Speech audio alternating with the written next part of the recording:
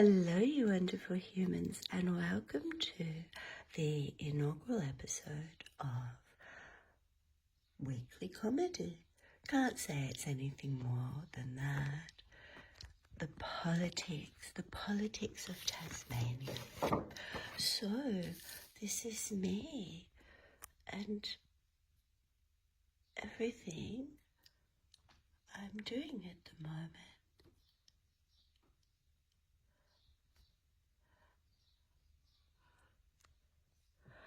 So I am hoping for my PhD in comedy. England and Germany are the only places I would think I could study. And I could because of my heritage. Oh, cool. All right, so let us begin. This will be a little bit rambunctiously, because it's not about me, it's about what people want to watch. And there will be sketches and filming. There will be when the little card says no card. So, around the 4th, I'm pretty sure it was the 4th of last month, so literally a month today, and yesterday night was the big wolf moon, which was incredible, the first of the year. It's not quite the Happy New Year for all, but for everyone, please have a Happy New Year. Anyway, the stadium came into consciousness, and that in itself, I think, just blew everyone's heads off. So then, toxic soil. Like, I would protest, but I could never go to Hobart again. And the thought that, like, the vibes are so bad, there's such physical, genuine unsafety there, like decades of human feces and waste and rot and pollution. Like, it makes no logical sense. But this wonderful, affirming, life-changing fucking orgasm of a football oval is going to make any difference. Oh, it's just mind-boggling. So we've got the stadium. Then we found out toxic soil. Like, obviously the cheapest real estate. Like, it's such a slap in the face. Tasmania is such a beautiful, beautiful place. And this isn't rehabilitation, it's desecration. It is a shit show, and it looks like a giant butt plug. And then we had the Christmas break, so lots of resting and eating, hopefully. Okay, so first thing that happened that really shat me was Launceston Council came up with $150,000 and the government $500,000 in a heartbeat the day before they announced the stadium. That's just my money. That's public money. Looney's the filthiest place. Like, if you're privileged on one side, it's like the Hunger Games. If you're privileged on one side, it's all very twee. But the reality on the other side is just filth. And actually, there's filth everywhere. You go to any major bus stop, and I was standing there talking to tourists from Germany. No, my apologies, Austria, but they spoke German. And it's the most, like, urine, animal, human, dirty old beer cans. It's incomprehensible that the government here is allowing the money to be spent on nepotism and greed. And I'm sorry, I'm talking a lot of personal points of view, but this is the basis for comedy. This is what's so gobsmackingly unbelievable. So, dark on this, 150 grand, put and clean the toilets, give free tickets to people, build some decent infrastructure, and don't, ponce about. It's just so poncy. It's heartbreakingly poncy. Word of the day, poncy. Alrighty, so what else happened? Oh, current police pay rise of 3%. So that brings them to a significant 10%'s a lot. That's 10 grand. Why? cannibalising new police to fund this. I remember when the union down here was going to sacrifice relief teachers' pay to employ more full-time teachers. And it just didn't make any sense because you still needed the same level of relief teachers, but you were decreasing the incentive because how it equates is it just works out to your year's pay, but it's hyper bulked because you're have times when you're not paid, like the whole of January and things like that. Yeah, so police is not warranted the respect they're due, but there's billions for footy. Oh, there's an Airbnb or tax for rich people. Oh, the poor bastards, you know, like if you've got an Airbnb, suck it up. You don't like getting the same treatment as the poor people, do you? Poor rich people. Oh, that's about it, I think, for news, because the other thing I have to do is scroll through my phone and because I base everything on comments. Now, the Stadium the Shit Show is a mockumentary, or maybe this would be more the mockumentary, but I do want to film and I do want to just listen to people. So please, comments, verbal recordings. This is a pivotal point in Australia's history. We've had such sadness before Christmas. And that's the shedding of the skin in many cultural and mythological and the Chinese New Year, which is coming into the fire horse, which is wonderful, which is what I am. So feeling very, very blessed and excited and hoping to laugh a lot. So yeah, let's start the off-grid party, emphasis on party, and the reclaiming of Crown land. Again, to be so dark on the council here, a homeless charity, I'll repeat that, a homeless charity that houses humans who have nowhere to sleep, had to liquidate assets because the government, the council, couldn't find a spit of land.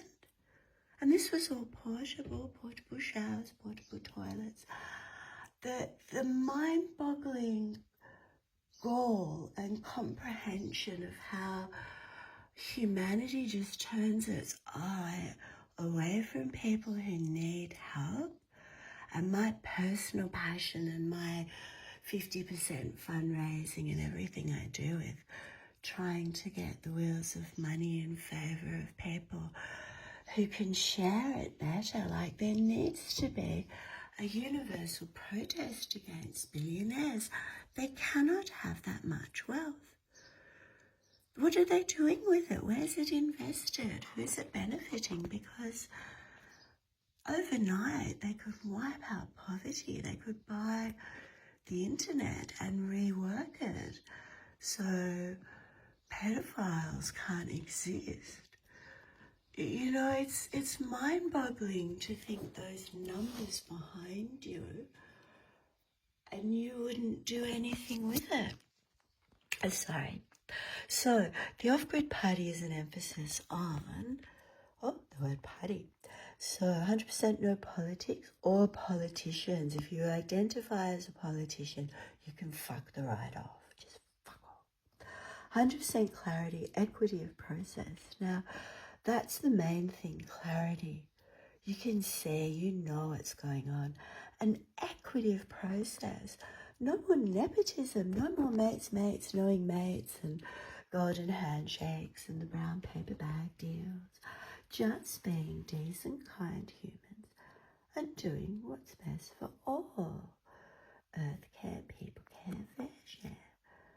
Everyone, animals. What did I try and write there? Oh, etc. One planet, one people. comedy. Let's party again. And it is such a unique and distinct thing what an individual's response or understanding to comedy is. And personally, I'm still not talking. Personally, comedy is so many things. Like, it's beyond definition, and sometimes that's very hard to, because it's such a unique personal response. But the visceral nature of the physical lower belly laughing and sharing of that with other human organs, that's what makes us humanity. All right, so I am going to start a petition I'd like everyone to sign. We're going to rename Hobart Rockbart. I don't think we need to stop at the thought that this man wants a stadium. I think we honour the whole capital city. So yeah, let's get that going. Rockbart. Here's my drawing of it. It does look like a butt plug. It's pointed out. To literally cover the shitstorm, because the shit that's going to explode there. And from the depths of my soul, the illogical nature of wanting to cut shit, literal human dead, feces, gas, putrid, leave shorelines alone. The water does what it does, and there's no respect. I don't even know if it's even comprehensible in anyone's brain that if you had billions of dollars, because it's an open-ended check to give to the most fiscally, the most monetarily irresponsible government in Tasmania's history, I think universally. We're a population of 600,000 people. You look at countries with half our population, European countries, and I'm just pulling an example out of the MA because I could be wrong. Liechtenstein, they have bliss, free housing, free healthcare. Sweden, like, I saw a brilliant speech about a gentleman saying how the government makes more from taxing HEX debt than it does from fossil fuel tax. Now, this is illegal. This is incomprehensible. How can we be selling our resources as Australians and not getting the tax kickback? That's inconceivable. Again, money laundering and all sorts of drama. Now I will finally finish zooming into these wonderful stamps because they've just been catching my eye while I've been talking. The first fleet for 36 cents. Is that an antique stamp? Oh my gosh. The Water Dragon for 75. And Christmas 1990. Oh, how beautiful. Yeah, that's our harbour and that's our beautiful water. We've welcomed people and we've shared the land fairly. That's just not happening now in Tassie. The greed, the nepotism, the misappropriation of money.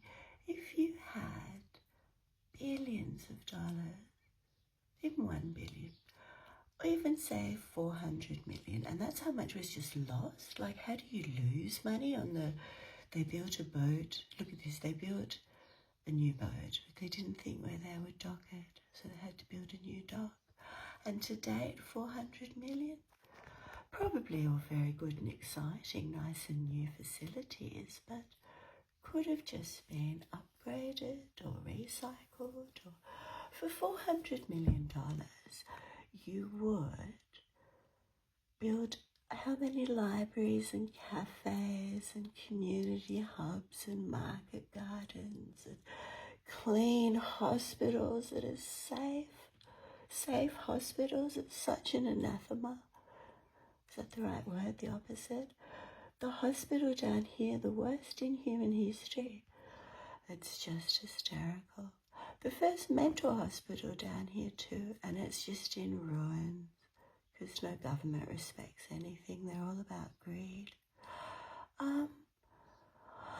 Thank you so much for what will be exciting endeavours into, where are we? Oh, Zoom, woohoo, learning technology, political comedy, espoused weekly. So that was the first week of where we're at, and the saddest thing is the only resource material I have for anything political, well, it's not sadly comically, like it is just beyond funny.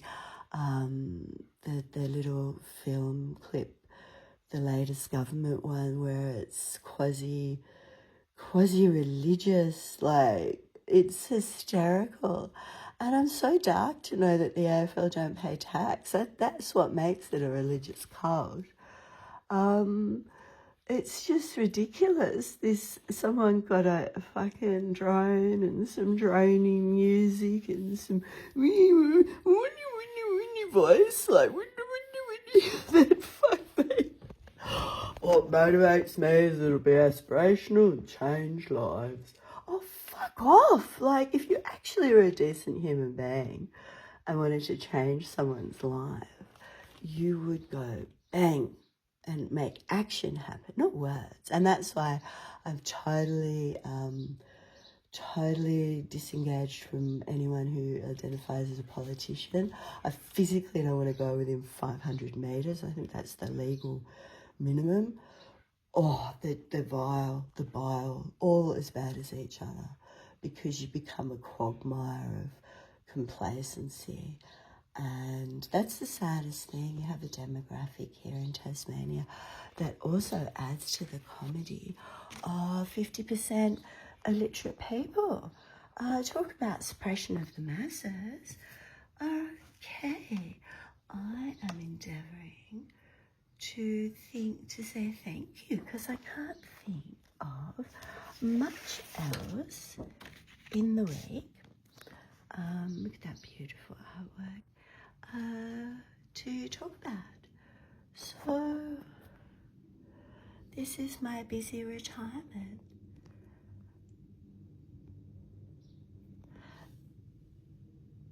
It is funnier than you think, consistent comedy.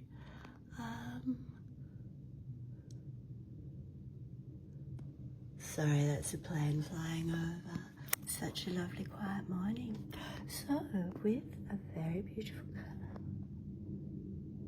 I will say adieu, and please, any feedback as to what you want filmed, looked at, talked about, because as I was saying, unfortunately, the only source material is corrupted. It's just bullshit. Like, it's entertaining bullshit, and that's what I love reading, but I'm not paying for it. Like, it's beyond diabolical, the Mercury and the Examiner, is it? That a media makes you pay to fucking read it? Like, fuck off. That's not even anything. That's just you being addicted to a cycle of, emotional deregulation. You don't need that drama. So yeah, that's why I think a weekly show is great, just for the week and what's happened in politics. But you've got Mercury, Pulse, local papers and such. That's the media. That's all the glossy colours and moving sound. But the best part is just travelling rurally, or just anywhere, or just talking to people, because this isn't about me. This is about people's beliefs and understanding of why the stadium's so bad. Like, it's not even about convincing people. There's natural division and lots of derision from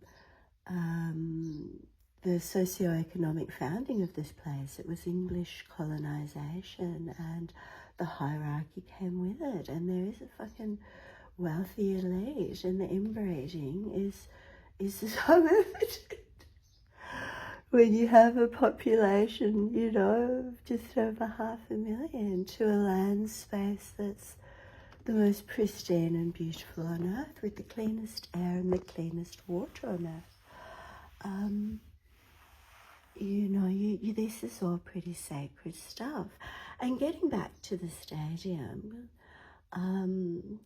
as a final wrap-up, it's not only divided people, it's blindsided them. It's made them question ethics and values. I think I don't denigrate people for being unconscionable or uneducated. If you're stupid as an adult and you make that a willful choice, well, then I don't respect that, because I'm the polar opposite, especially as a teacher. All I've ever done is wanted to elevate education and intellect. And one of my personal, and I don't mean this facetiously, is Khloe Kardashian. Gosh, she's so beautiful as a goddess and woman. Saying, you know, if you're not the smartest person, no, if you think you're the smartest person in the room, you need to be in another room. And that is the foundation of it all. Always experts, always guided by data, always looking at facts, and above all, reality. And I think there's about 350 theories of consciousness, I guess, in Western medicine. It's very Western-centric, just looks at its own medicine. I don't know, because the other beliefs come outside the realm of formal academic sort of not mental health, research and study. But the two realms of consciousness we all share are cognitive, and the internal and the external. But where consciousness comes from, we fuel it by our organic food, our energy, what we eat. Gosh, I'm talking and talking and talking, but so enjoying it. And honestly, if you're listening and enjoying it too, tell me. If you're not, tell me. It's not to have a weekly show that is only discussion or me just talking. I do want to film. And here we go. Yes. Oh, where are we? I can't film the camera. Or me. Oh, there we go. Yeah, learning technology. And it's such a dear little thing. It's just such a shame when I... Oh, I don't know. Oh, come on, thing. Hey, cheeky thing. There you go. Even though it's got a card in it, so frustrating, but we will get there. So, thank you again for watching, and look forward to sharing time again about weekly comedy. Bye-bye.